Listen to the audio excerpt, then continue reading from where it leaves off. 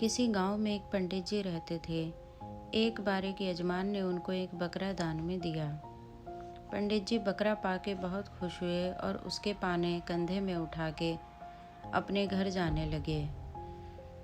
रास्ता सुनसान था। थोड़ी ही दूर पे 3 ठग बैठे थे। उन लोगों ने देखा कि पंडित जी अपने साथ एक बकरा ला रहे हैं। तब उन लोगों ने उस बकरे को हथियाने की तरकीब बनाई। तीनों अलग अलग हो गए। फिर एक ठग पंडित जी के पास से गुजरते हुए बोला, पंडित जी, ये आप क्या अनर्थ कर रहे हो? पंडित होके भी एक कुत्ते को अपने कंधों पे उठाया है। पंडित जी गुस्सा करते हुए बोले, अंधा हो गया है क्या? ये तू क्या कह रहा है? ये कुत्ता नहीं बकरा है। इस पर ठग ने कहा, मुझे क्या मतलब, तुम्हें जो करना है करो। मेरा तो काम था तुम्हें बताना, सो मैंने बता दिया, बाकी तुम्हारी मर्जी। थोड़ी दूर चलने के बाद पंडित जी को दूसरा ठग मिला। उसने भी पंडित जी से कहा, पंडित जी, आप इतने बड़े कुल के हैं, आपको शोभा नहीं देता कि आप कुत्ते का अपने कंधे पे बिठाओ। आपको ऐसा नहीं करना चाहिए। पंडित जी उसकी बात सुन के गुस्सा होकर मुंह बनाते हुए बिना कुछ बोले आगे बढ़ गए।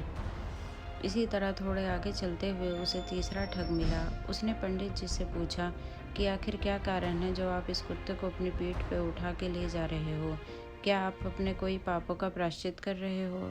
जब पंडित जी ने तीसरे ठग के मुंह से ये बात सुनी तो पंडित जी के मन में आया कि हो न हो शायद ये मेरी आंखों का भ्रम ही है, क्योंकि इतने सारे लोग एक साथ झूठ नहीं बोल सकते। शायद ये कुत्ता ही है। ऐसा सोचते हुए उन्होंने अपने बकरे को कुत्ता समझ के अपने कंधे से उतार दिया और अपने घर चले गए। फिर तीनों ठग उस बकरे को मार कर खा गए। इसलिए कहा जाता है कि एक ही झूठ को बार बार सफाई से बोलने के बाद वह सच जैसा लगने लगता है। अगर आपको ये कहानी पसंद आई है तो प्लीज़ इसको लाइक एंड शेयर कर दीजिएगा और एंजल स्टोरीज़ को सब्सक्राइब कर दीजिएगा। धन्यवाद।